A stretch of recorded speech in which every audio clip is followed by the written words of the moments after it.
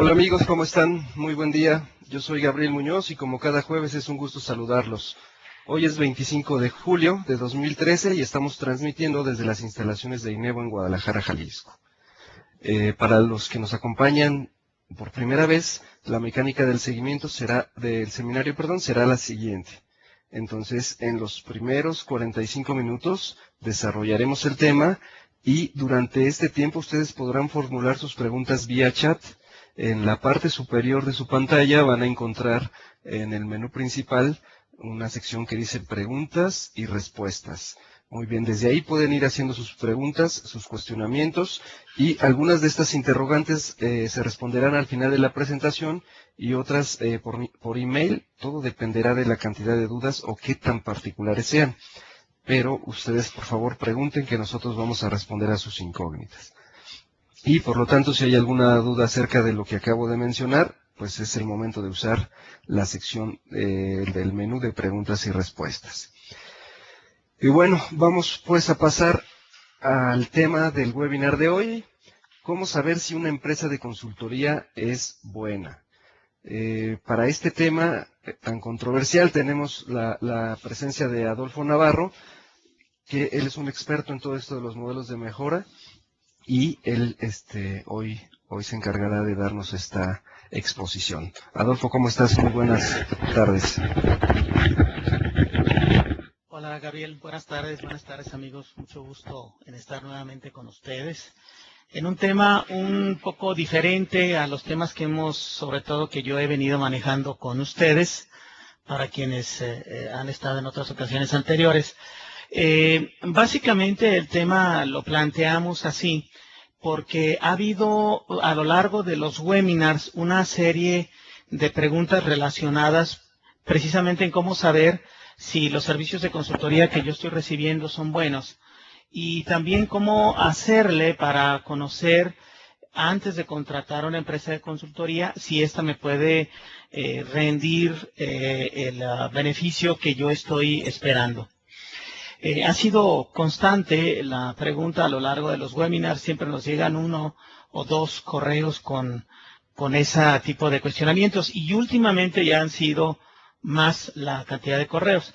De ahí pues que nosotros lo que hemos querido hacer es con esta presentación tratar de darles una idea general, un recetario de cómo pudieran ustedes elegir o identificar, si no a primer golpe de vista, sí por lo menos con la presentación de las propuestas que les vayan haciendo, con la interacción en el proceso de preventa, si ese consultor potencial para ustedes puede ser de beneficio.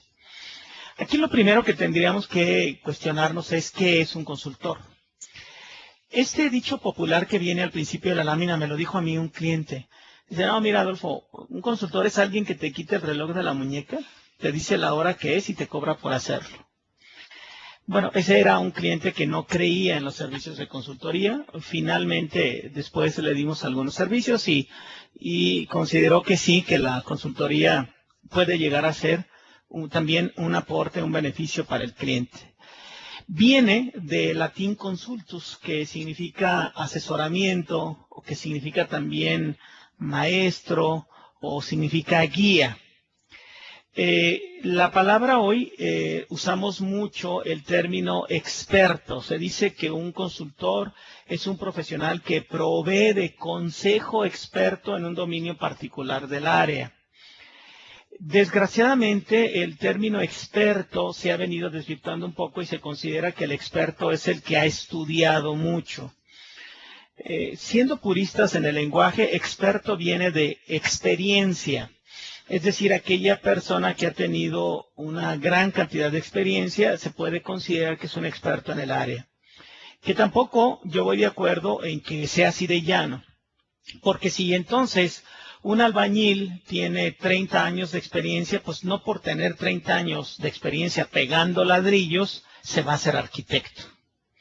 De manera tal pues que el experto se forma en las dos vertientes, estudiando los temas de su especialidad, conociéndolos cada vez con mayor profundidad, y la otra parte experimentando con aquello que está conociendo. De ahí que alguien que necesariamente viene de una universidad con un doctorado y pensar que va a ser un buen consultor, no necesariamente, porque la falta de experiencia en aplicar el conocimiento puede convertir su asesoramiento en un verdadero desastre. Y de igual manera, alguien que tiene muchos años haciendo algo, pues no necesariamente nos va a rendir un buen trabajo de consultoría porque quizá le hace falta conocer más sobre la materia. De manera tal entonces que tendríamos que pensar, bueno, si un consultor es una mezcla de conocimiento y de experiencia, ¿cómo podría yo emplear a los consultores?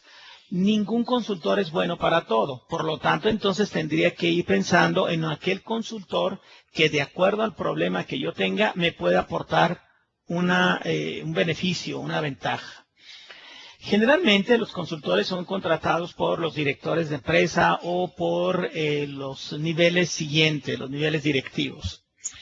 Por lo tanto, entonces el director de una empresa no vería razón alguna de emplear a un consultor si éste no aporta algo que falta en la empresa. Consecuentemente, entonces, un consultor es alguien que va a aportar una visión, conocimiento, experiencia, orientación, etcétera, de algo que falta en la empresa, es decir, de esa experiencia o de ese conocimiento que falta dentro de la empresa. Entonces, en general, se acude a un consultor por uno más de las siguientes razones. Para que aporten conocimientos o capacidades especiales que no se tienen dentro de la empresa, para que presten ayuda intensiva en forma transitoria, es decir, sí sabemos en la empresa cómo hacer algo, pero necesitamos que también alguien venga y nos ayude y que tenga la experiencia de hacerlo. ¿Cuál pudiera ser el caso?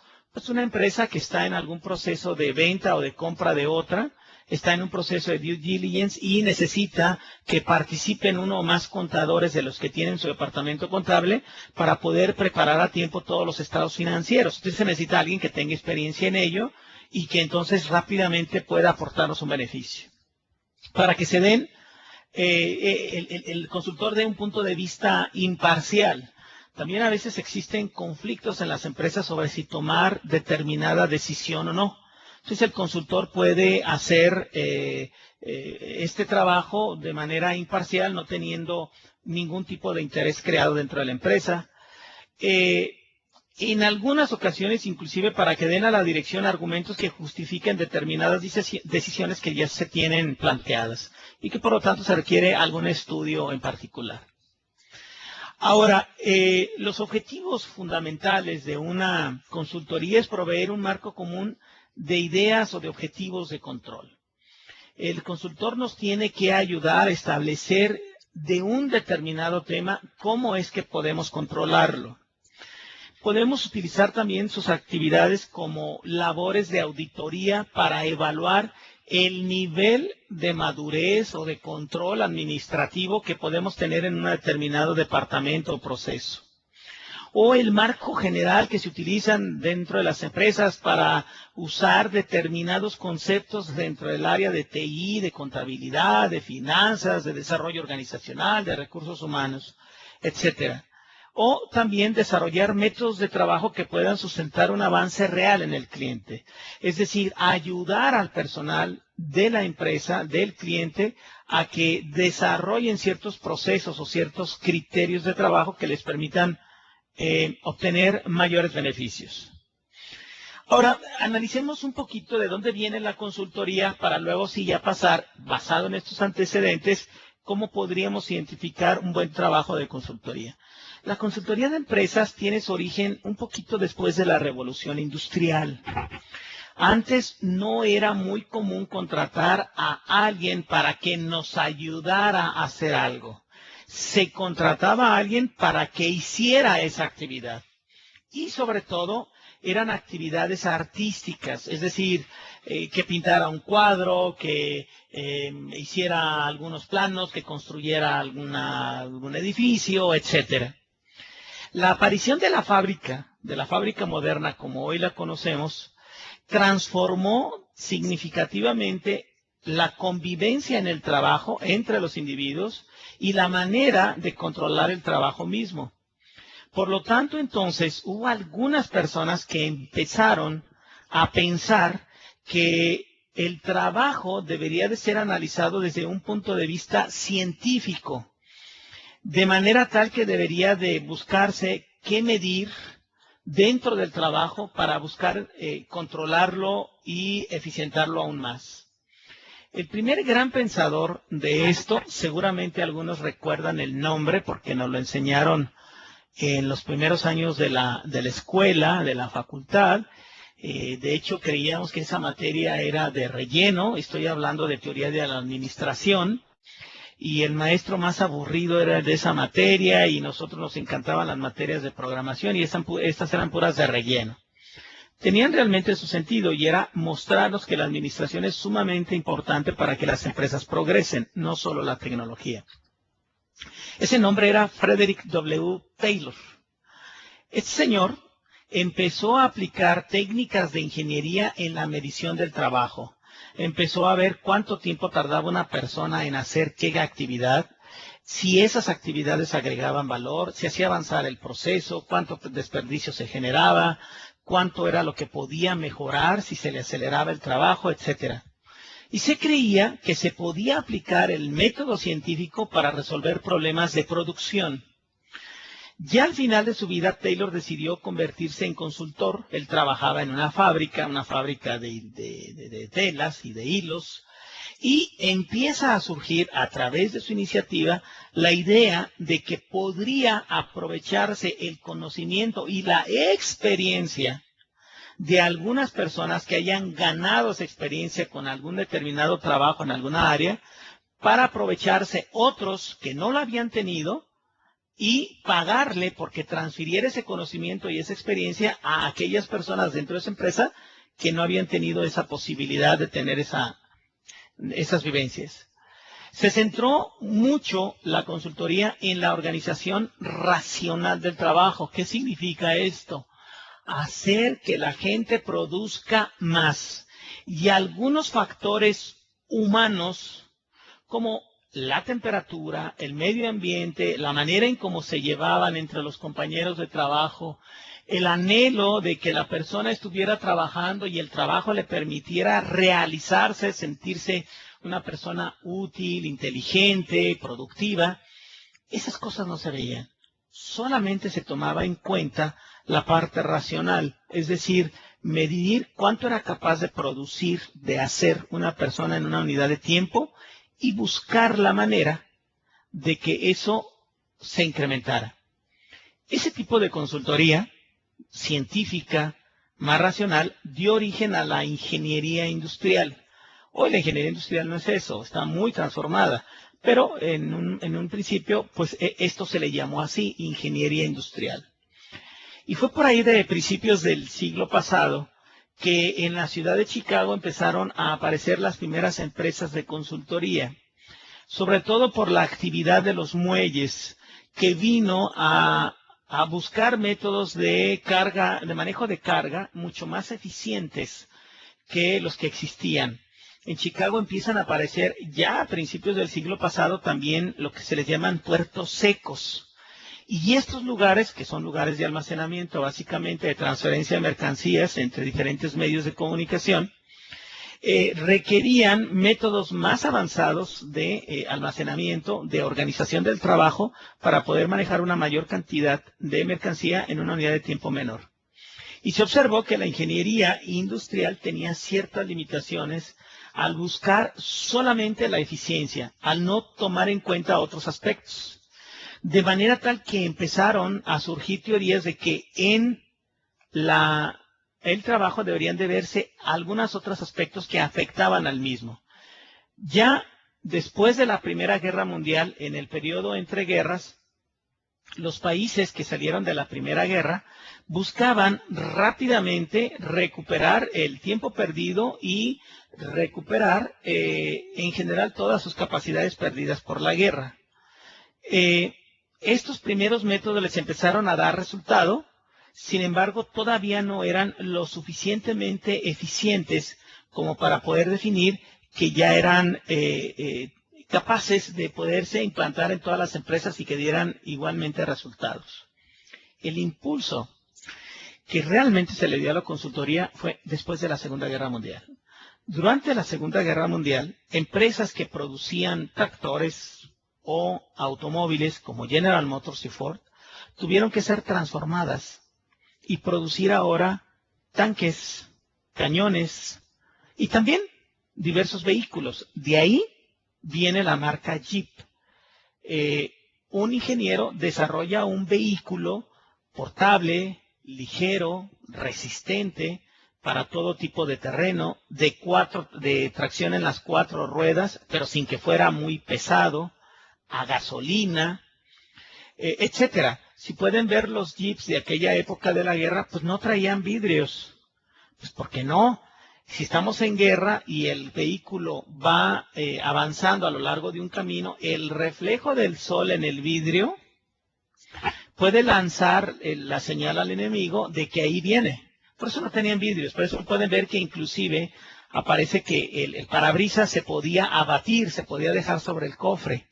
Bueno, pues porque precisamente era evitar el reflejo del sol. Esta rápida expansión de las empresas a convertirse en otras cosas que no eran, le dio a los ingenieros de producción de las mismas una gran experiencia. Y esa experiencia después de la Segunda Guerra Mundial se puso ya al servicio de otras empresas.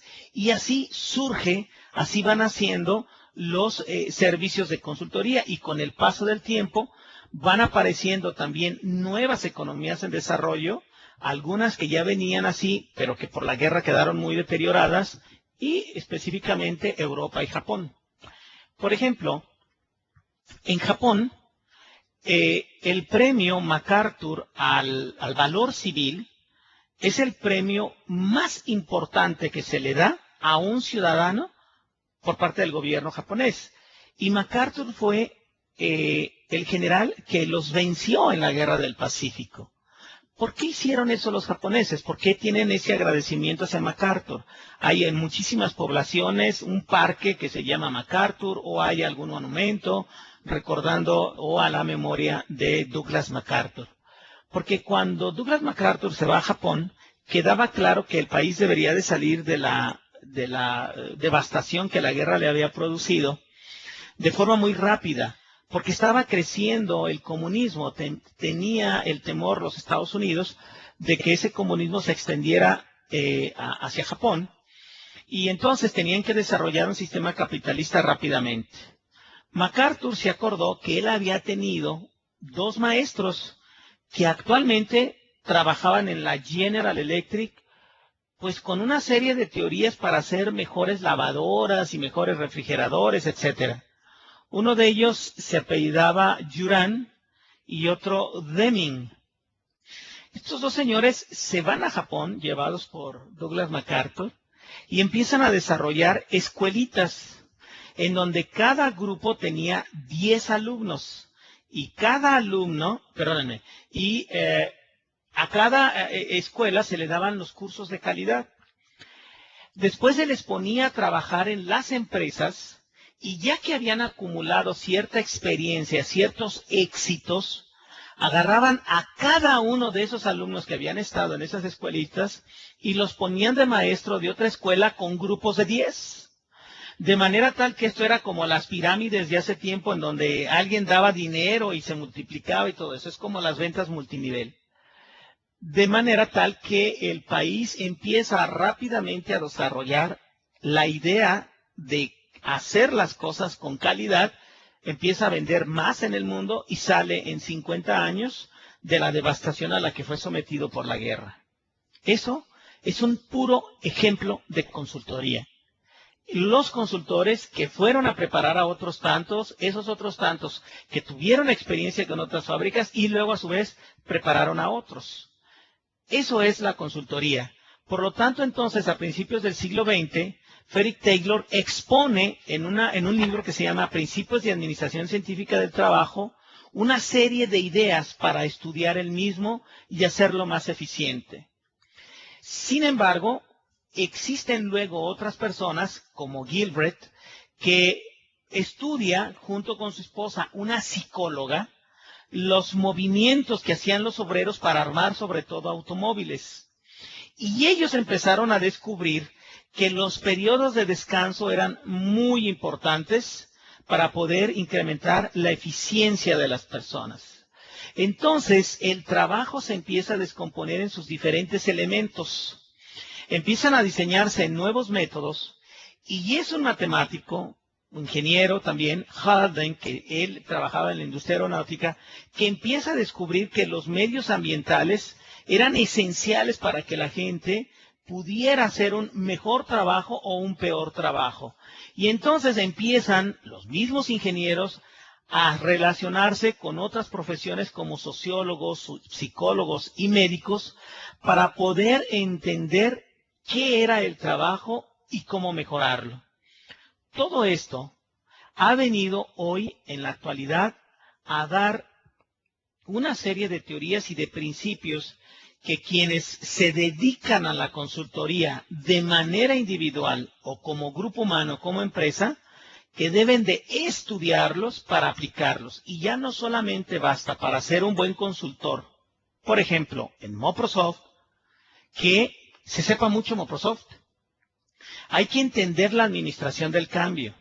Hay que entender qué motiva a la gente, qué lo desmotiva, qué le emociona, qué lo encoleriza, qué lo impulsa a participar en un grupo humano o qué lo lleva a resistirse a implantar algún proyecto de mejora.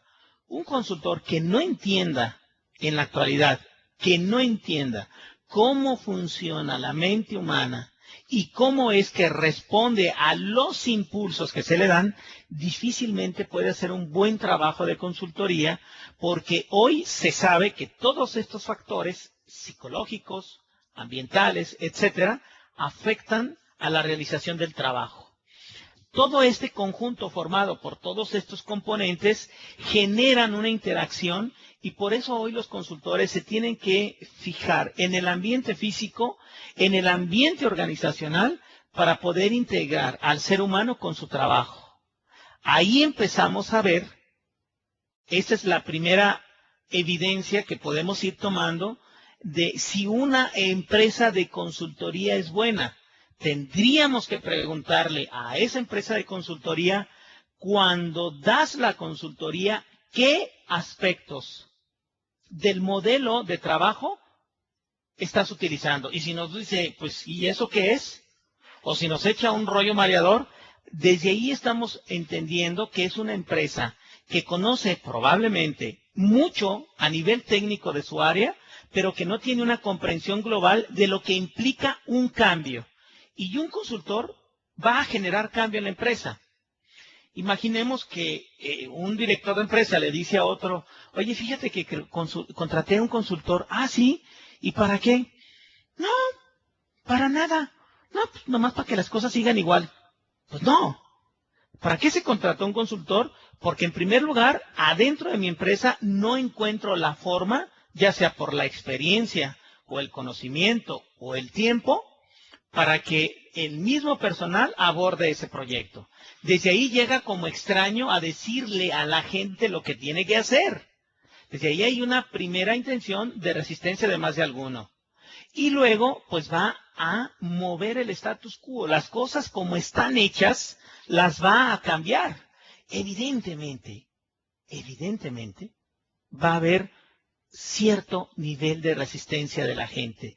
Si el consultor no tiene la capacidad, no tiene la sensibilidad de cómo dirigirse a la gente, de identificar la manera en que las cosas le emocionan, lo frustran, etcétera, para utilizar ese conocimiento al servicio del proyecto y llevarlo con el menor desgaste posible, pues es probable que el consultor inclusive no pueda con el proyecto. Por eso es importante que se le pregunte a la empresa de consultoría y cómo aborda la administración del cambio. Porque se deben de tomar todos los aspectos del sistema de trabajo: el humano, el trabajo propiamente que se hace, el ambiente físico, el ambiente organizacional y el tiempo que tenemos para hacer ese cambio. Si eso no lo tomamos en cuenta los consultores, el trabajo puede ir mal. Entonces, una sugerencia para ustedes es, cuando vayan a contratar un servicio de consultoría, observen, pregunten qué aspectos considera la empresa para implantar el cambio.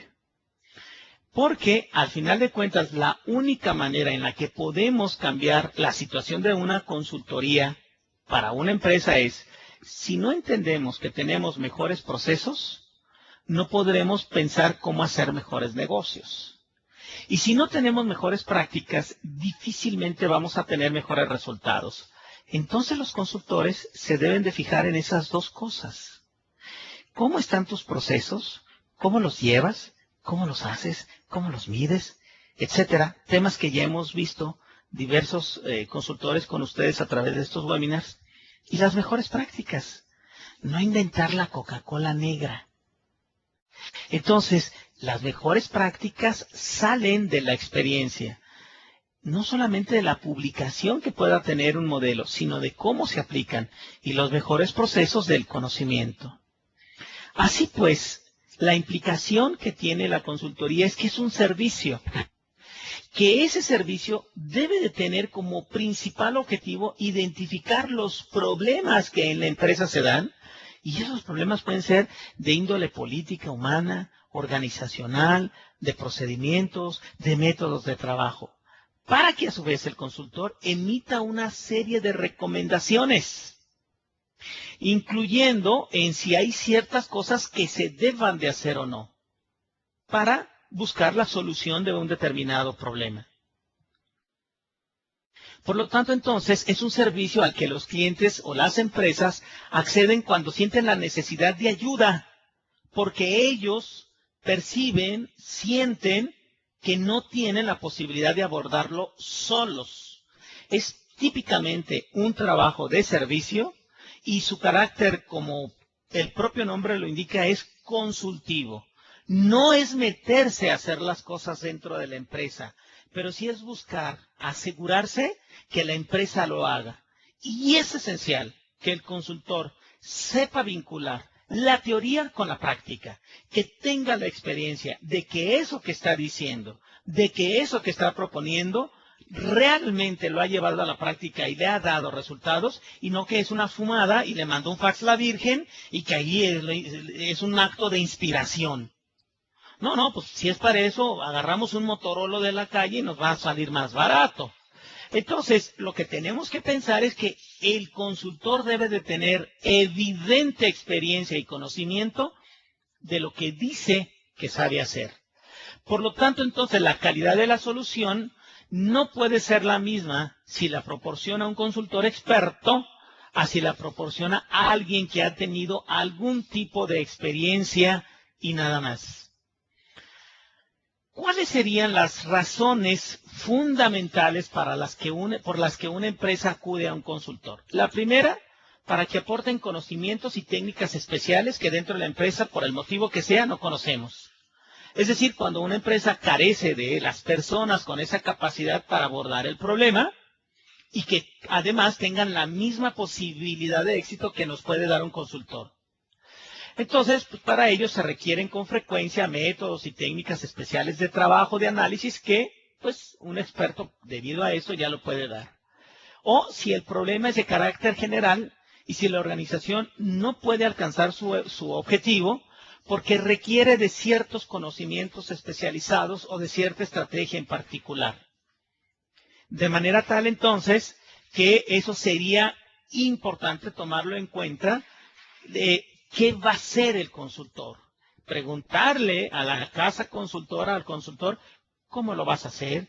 ¿Cuánto tiempo vas a tardar? Después de esta etapa, ¿qué vamos a obtener? ¿Qué resultados vamos a obtener? ¿Cómo nos va a ir? Etcétera. O también cuando la dirección de la empresa comprende que se requieren mejoras, pero la organización, por alguna razón, o no tiene la experiencia, o el tiempo, o la eficacia, etcétera. No siempre llega un consultor a una empresa porque los que están dentro no saben. No necesariamente. Muchas veces nos sucede que nos contratan porque lo que no tiene la experiencia es el tiempo. O tiene muchas dudas y no quiere experimentar con las dudas. Dice, no quiero irme a prueba y error. Mejor tú veme diciendo, basado en las dudas que tengo, por dónde me puedo ir yendo. Por lo tanto, entonces el consultor aporta conocimientos especializados que por lo especializados, pues al cliente no le conviene tener a alguien especializado nada más para eso. Mejor cuando lo requiera, lo contrato. Por ejemplo, pues voy a tener que hacer la instalación de un nuevo sistema de seguridad, o compré un servidor, voy a migrar información, o necesito virtualizar ciertos servidores. Pero no quiero tener a alguien aquí especializado en virtualización. Si es una actividad que voy a hacer solamente 1 o 2 veces en el año, pues contrato una firma, una persona que sepa de virtualización y me haga ese servicio. De manera tal que, por lo tanto, no es de dar vergüenza para la empresa que contrate un servicio de consultoría. Es perfectamente normal. Esto en Estados Unidos es muy usado. Hay muchísimos tipos de servicios de consultoría porque precisamente se busca que me ayudes puntualmente en un problema en particular. Seguramente más de alguno de ustedes ha visto el programa de Líder de la Manada. Y que, pues supuestamente, no digo supuestamente, o sea, efectivamente les da consultoría para cómo manejar a sus mascotas. Creo que sobre todo es perro, ¿no? Yo cuando he visto el programa me quedo maravillado porque digo, este tipo, pues sabe de perros una cantidad exorbitante de razas, de comportamientos y demás. Pero la eficacia con la que da su consultoría. Y en pocas visitas los dueños logran controlar a la mascota casi como si fuera una planta, ¿no? Lo mantienen quieto cuando lo desean, que se mueva cuando lo desean, etcétera. Bien, él tiene un conocimiento especializado. ¿Qué sentido tendría que el dueño de un perro se metiera a estudiar un diplomado o una maestría en mascotas o en veterinaria o no sé en qué cosa para poder educar a su perro? Mejor contrata por las horas que se requieran a este especialista y lo enseña. Eso es un consultor. La segunda razón es para que aporten una ayuda intensiva de carácter profesional por algún tiempo. Como les decía, el caso de la migración de una base de datos o de la realización de una virtualización de un servidor. Ahí se requiere algo muy complicado, en poco tiempo y muy especializado. Bien, una vez que vemos por qué razones vamos a contratar un consultor, lo que tenemos que ver es en qué se fija el consultor. Los consultores por lo menos se deben de fijar en 5 cosas para que su trabajo pueda salir bien. Ojo, entonces esto hay que estarlo preguntando. No necesariamente les van a decir los mismos términos, pero sí tienen que tener los mismos tipos de práctica. Lo primero es buscar el signo. Es decir, ¿qué hace evidente que tenemos problemas? ¿Cómo le hace el consultor para investigar, para saber qué problemas tenemos y en dónde están? Para poder determinar entonces si esos problemas son de administración o son de control. Cuando los problemas son de administración, básicamente es un problema de coordinación entre personas, entre entidades. Cuando son de control, básicamente es un problema de medición. Medimos, pero no actuamos. O ni medimos. O medimos mal. El siguiente aspecto es el síntoma. ¿Qué diagnóstico nos va a dar el consultor basado en los patrones que tenemos como comunes de la problemática? Es decir, ¿qué está descubriendo de manera regular que sucede el consultor que le permita ir identificando las causas? Luego, el síndrome empieza a sospechar el tipo de enfermedad o de mal que tiene la empresa y empieza a hacer preguntas o a indagar para poder tener una mayor certeza del mismo o descartarlo. Una vez que llega al punto 3, lo siguiente ya es establecer una solución, un plan de trabajo correctivo. Todo consultor debe decir, ¿qué va a hacer? ¿Para qué lo va a hacer? ¿Cómo lo va a hacer? ¿Con quién lo va a hacer? ¿Con qué lo va a hacer? ¿Y cuándo lo va a hacer? Y todos esos cuestionamientos que él se debe de hacer y responder deben de llevar un resultado final. ¿Qué cosas va a arrojar? ¿cómo vamos a saber que estamos teniendo éxito? ¿Qué vamos a medir para saber que estamos teniendo éxito? De manera tal que desde antes que empiece la consultoría, el consultor debe decir, mira, yo voy a medir estas variables, vamos a medirlas ahorita en el principio del proyecto y las vamos a ir midiendo a lo largo del mismo y deben de ir mejorando, dependiendo de lo que sea, la variable que sea. Y finalmente, todo consultor debe de concluir su proceso de consultoría con un plan de mejora continua. No se trata de abandonar al cliente y dejarlo como un avión en el aire. Debemos de enseñarlo a aterrizar. Es decir, el consultor tarde o temprano se va a retirar de la empresa, de su cliente, y debe de dejar lo suficientemente arraigadas las costumbres, los procesos, los hábitos, los instrumentos o los artefactos que se diseñaron durante su consultoría, de manera tal que queden arraigados, incorporados. Eso mediante un plan de mejora. Entonces, es importante que ustedes comprendan que estas 5 S son esenciales para que el consultor haga un buen trabajo. Muy bien. Con esto en mente, podríamos decir entonces que el consultor es un agente que puede ser interno, alguien que conoce todo esto dentro de la empresa y nos va a servir como asesor, o puede ser externo. Debe de ser paciente, no desesperarse a la primera. Los consultores debemos de desarrollar mucho la paciencia de que nos pregunten, de que si no entienden contestar y buscar hasta que les quede comprendido lo que se está exponiendo.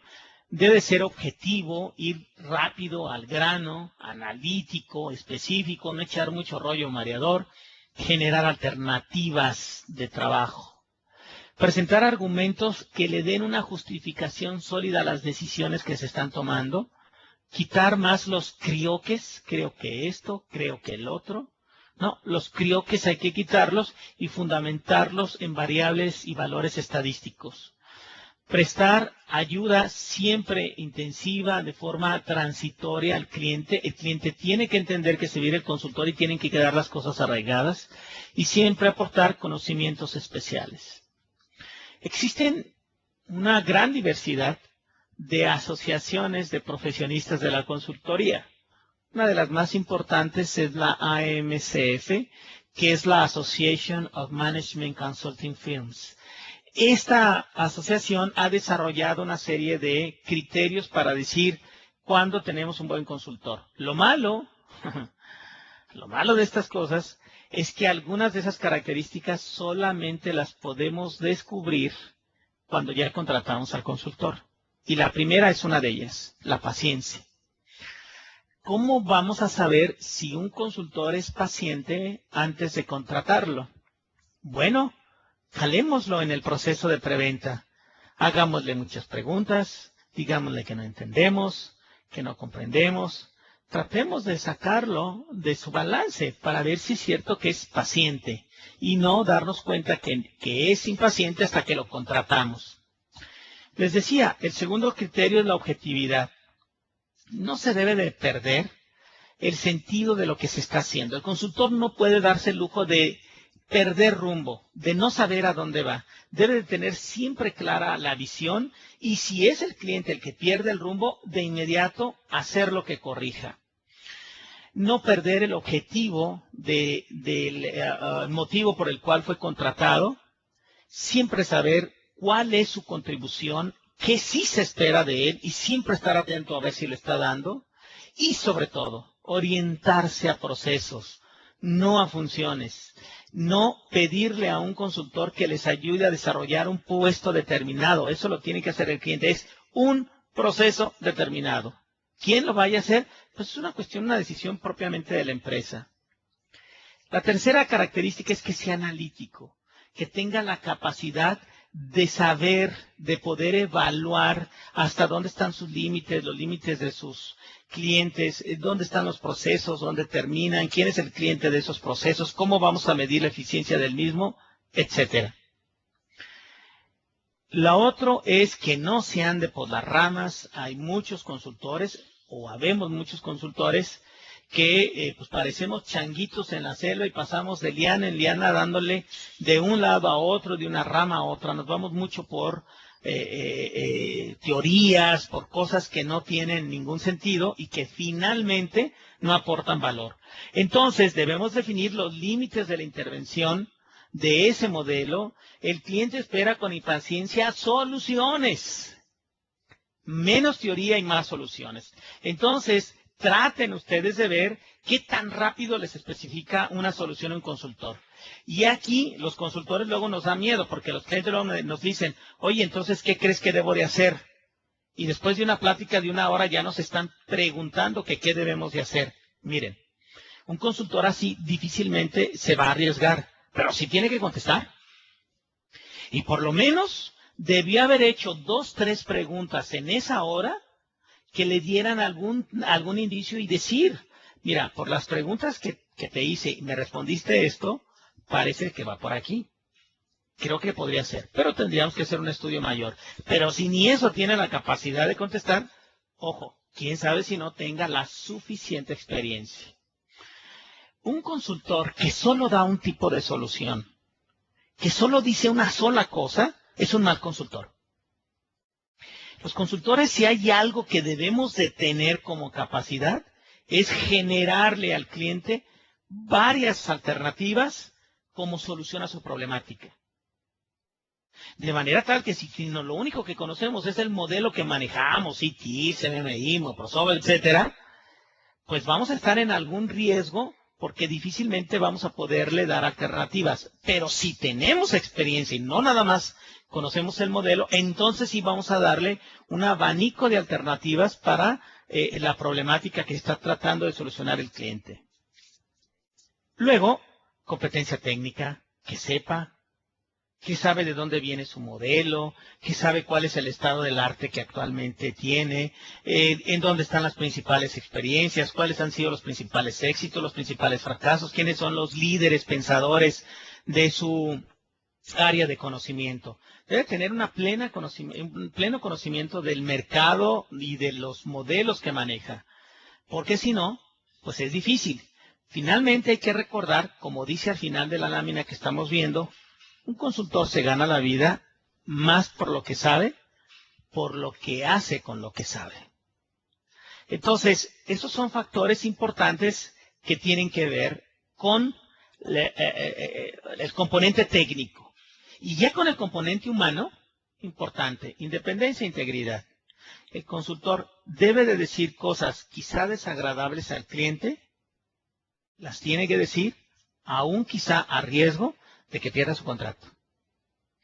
Pero el cliente no forma parte del problema, forma parte de la solución. Entonces, el consultor. De manera tal entonces que el consultor debe tener muy claro esto. No se involucre emocionalmente en la problemática. Es muy común que a los consultores nos llegue más de alguien con alguna cuestión ahí de que fíjate que aquí lo que no han tomado la decisión es que el señor fulano de tal ya deberían de haberlo socorrido porque fíjate que tal y tal.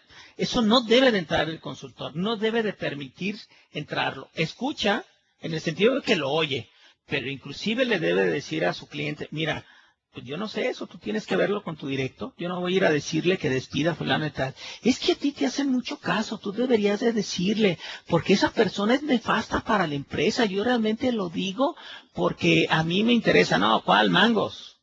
Un consultor no se puede meter en esa dinámica. Sus opiniones entonces deben de ser con el único objetivo de agregar valor. No se puede convertir en cómplice de los directivos de la empresa para hacer algo truculento. Al rato, al final, vamos a ver el caso de una empresa de consultoría que era muy famosa en su tiempo, se llamaba Anderson Consulting, fue un hito dentro de la consultoría y vamos a ver lo que pasó cuando los consultores se volvieron cómplices de los directivos de la empresa. Un poquito más adelante lo vamos a ver. Y mucho menos cómplices de los intereses de la empresa.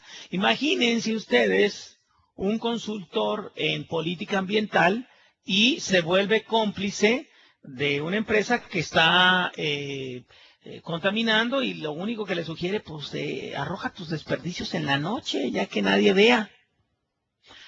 Muy bien. Otro aspecto importante que ustedes deben de ver para ver si el consultor es bueno es la calidad de la propuesta. No solamente la presentación. Luego a veces se le echa mucho las ganas a la presentación del PowerPoint. Miren, hace muchos años yo hice una propuesta de un servicio de consultoría. Me aceptaron la propuesta, sin embargo salí con un muy amargo sabor de boca, porque cuando le empecé a mostrar, lo que más le llamó la atención al director de la empresa fue, oye, ¿cómo le hiciste para hacer esos efectos? Y entonces decidí que mis presentaciones no llevaran tantos efectos para no confundir al cliente la calidad de la presentación con la calidad del contenido. Debe de venir precedida la propuesta de una labor de marketing, de un acercamiento inicial hacia el cliente. Los que conocen a Gabriel, ya sea telefónicamente o personalmente, pues se han de dar cuenta que es una lata él y sus muchachas, ¿verdad? Porque están haciendo llamadas buscando clientes y las telemarketers y les están llamando para ver si van a confirmar su asistencia al webinar. Y más de alguno a decir, híjole, jueves de webinar, jueves de lata. Me van a estar hablando desde el miércoles, ¿verdad? Bueno, es que a nosotros nos interesa que las personas que asistan al webinar lo consideren útil. Hacemos un gran esfuerzo porque en pocos minutos les demos algo que pueda aportarles valor, conocimiento y que también tenga algún componente práctico. Entonces, pues una buena propuesta es la hora de la verdad. Vamos viendo cómo la presenta el consultor. Debe ser visual. Debe de decirme la propuesta, debe de contener la propuesta lo que está diciendo el que le está exponiendo. Debe ser concisa. Me debe de decir claramente, puntualmente, lo que va a hacer y no hablarme de tantos rollos o de tantos modelos. Debe de ser comprensible. Debo de entenderla por el simple hecho de leerla. No necesito que me la expliquen para poderla comprender. Ahí hay muchos aspectos que muchas casas consultoras manejan y dicen, no, las propuestas no deben de ser comprensibles para que si toman tu propuesta y se la pasan a tu competencia pidiéndoles un menor precio, no la pueda comprender la competencia. No, eso desde nuestro punto de vista para Inevo, eso es inadmisible en nuestra empresa. Las hacemos de manera tal que la pueda comprender el cliente. Si el cliente, y nos ha pasado, si el cliente decide pasársela a otra empresa, que es la que verdaderamente quiere contratar, pero que la haga igual para poderle presentar a su director la nuestra con el logotipo de la otra empresa, ya le aportamos valor a ese cliente. Más tarde o temprano va a buscarnos cuando se dé cuenta que nuestra propuesta tenía valor. La siguiente, personalizada. Es una propuesta para un cliente concreto, no va dirigida en particular a una masa de clientes. Entonces tenemos que informarnos de quién es nuestro cliente, si tiene página de internet o no, qué dice su página de internet, si su página de internet habla de la historia de la empresa, debemos de informarnos de quién es la empresa, de dónde viene, cómo surge, lo más que podamos a través de la página web.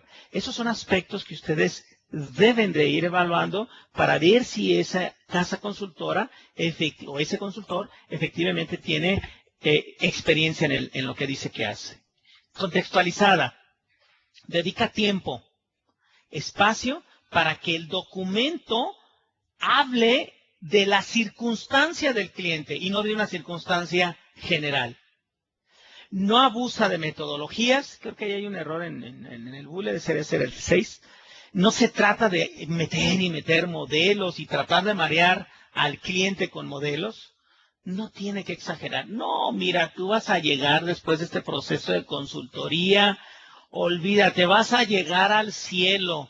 Tú vas a conquistar el mercado chino que no te imaginas. No. Es más, no vas a saber qué hacer con tanto dinero. Nada de eso es cierto, ningún proceso de consultoría es mágico y ningún proceso de consultoría es instantáneo. Toda la mejora es paso a paso. Bien, estamos ya por terminar. Un ejemplo, les decía, de esta casa consultora. Esta casa consultora, Andersen Consulting, fue hasta el año 2002 la quinta empresa de consultoría en finanzas y en auditoría más grande del mundo. Facturaba miles de millones de dólares al año en consultoría.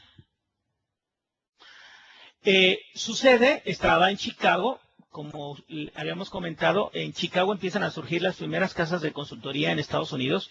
Hay por ahí información de que era en Nueva York. No, no es cierto.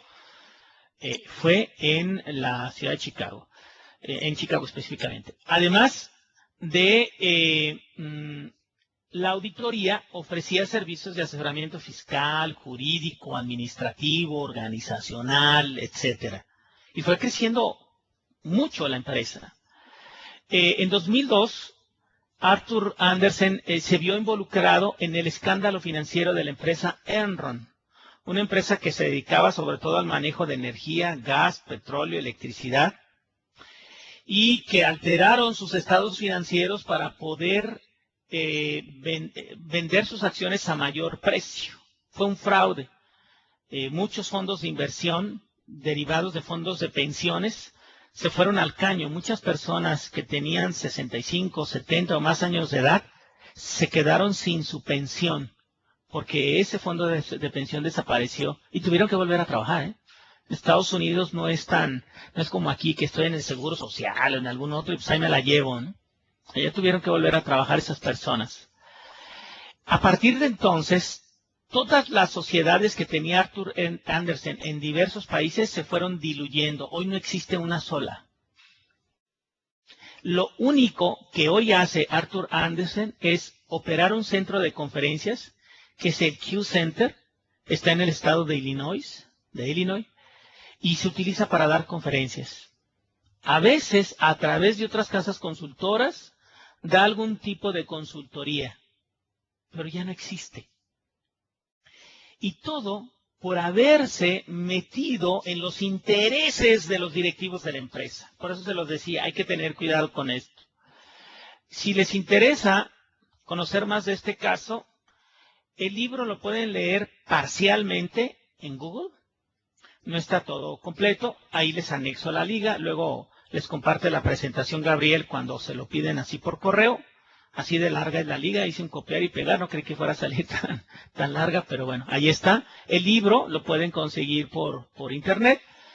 No sé si existe en formato electrónico, yo lo tengo en formato de papel, se llama El legado de Arthur Andersen. Está muy bueno para los que nos dedicamos a consultoría. Ustedes, pues igual les puede interesar anecdóticamente y quizá con leer lo que existe en internet, en Google Books, sería suficiente. ¿Por qué falló Arthur Andersen? Porque falló a sus valores. Fíjense, uno de sus valores era la honestidad. Vean ahí en la lámina el punto 2. Dice, integridad, ser íntegros y actuar de manera íntegra. Ese era uno de sus 7 valores. El segundo.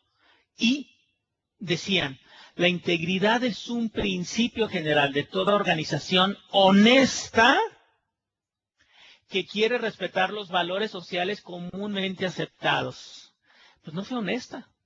Entró en una complicidad de intereses y desapareció. Ojo entonces, cuando ustedes vayan a contratar una empresa de consultoría, pídanle, busquen cuáles son sus valores y confronten si tiene esos valores con su cartera de clientes. Pregúntenle a sus clientes, oye, estos cuates dicen que son esto.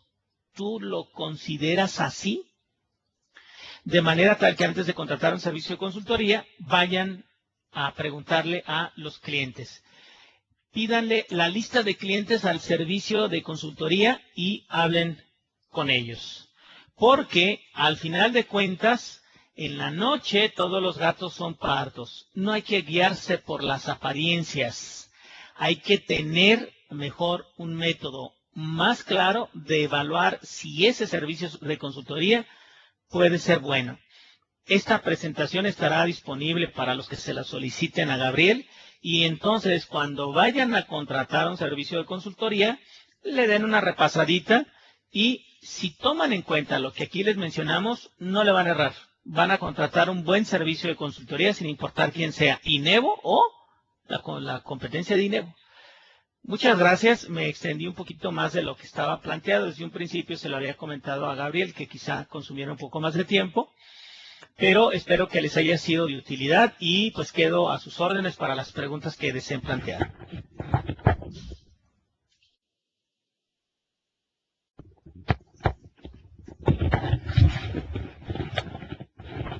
Muy bien, amigos, pues llegó la sección de preguntas y respuestas. Y bueno, ya pueden empezar a hacer sus preguntas, cualquiera de estas que sea, en la parte superior, en el menú donde dice preguntas y respuestas, pueden iniciar haciendo cualquier tipo de pregunta para que Adolfo les pueda dar respuestas.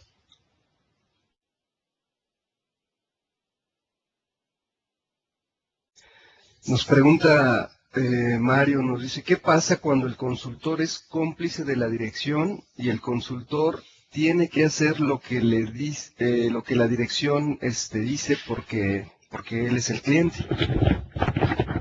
Bien, mira, Mario, tendríamos que ver a qué te refieres con cómplice.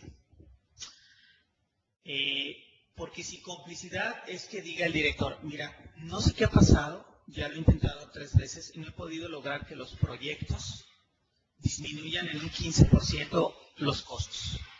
Y esto me está llevando a un problema de competitividad en el mercado. Mi competencia los trae entre un 10 y un 15% abajo del costo que yo les ofrezco.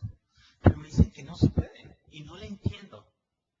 Entonces necesito que me digas qué está pasando y si hay algún problema con alguna persona que esté haciendo un trabajo inadecuado, que esté haciendo otro tipo de cosas, etcétera, pues también saberlo para determinar la solución, si le llamo la atención o lo saco de la empresa.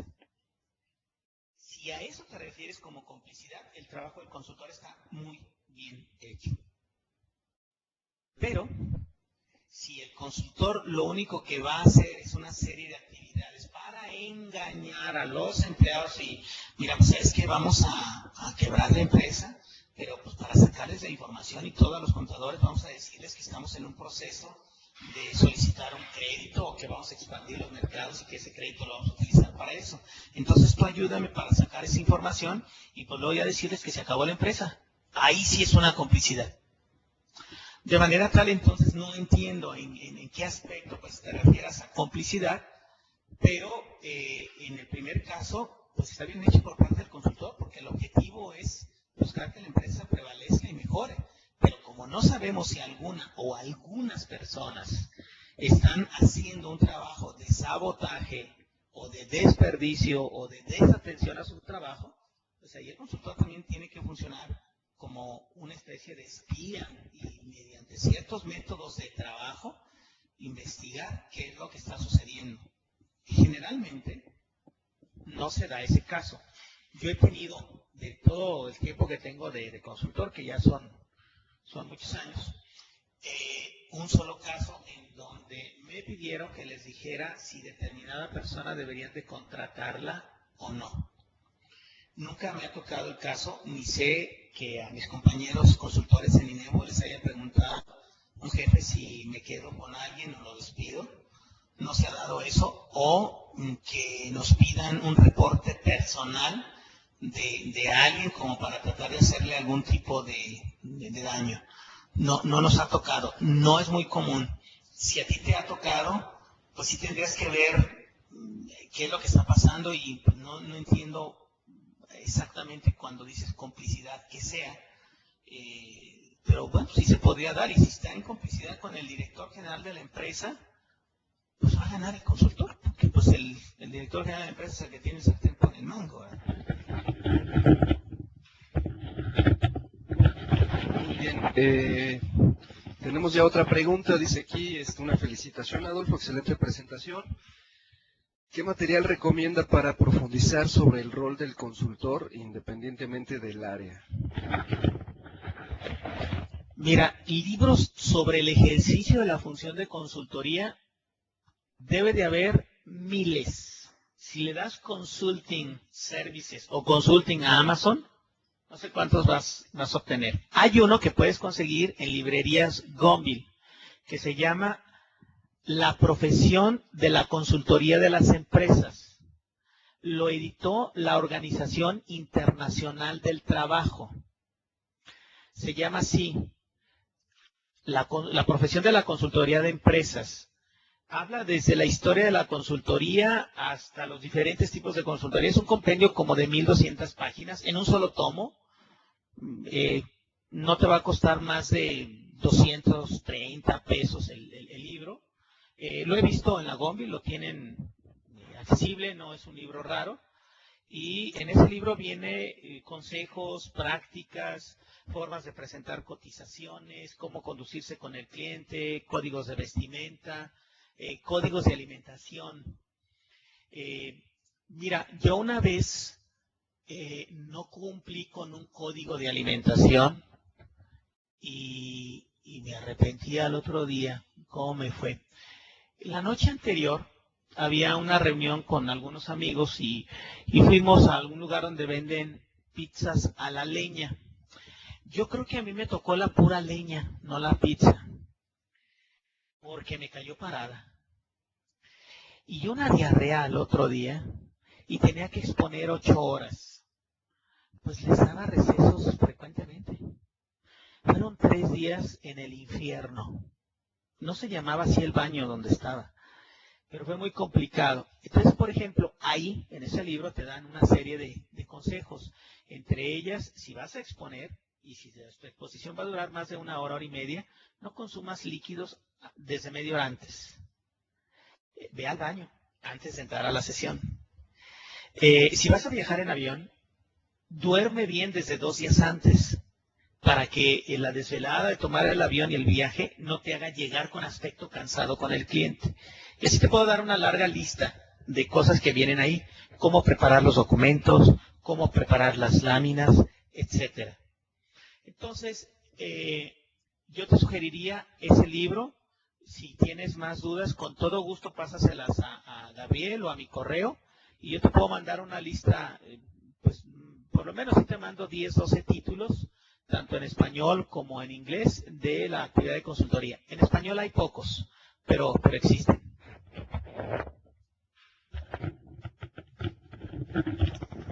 Tenemos aquí otra felicitación, nos dice, como siempre, un gusto escucharlo y que nos comparte un poquito de sabiduría. Y bueno, pues amigos, no hay otra pregunta hasta ahora. Si tienen alguna otra, este es el momento. Ya nos llegó otra, nos dice aquí Lisbeth, me gustó mucho la presentación, concisa, de muy buen contenido. ¿Me puede, por favor, Gabriel, enviar su correo para solicitar la presentación? Claro que sí, Lisbeth, mi correo es gmunoz@inevo.com.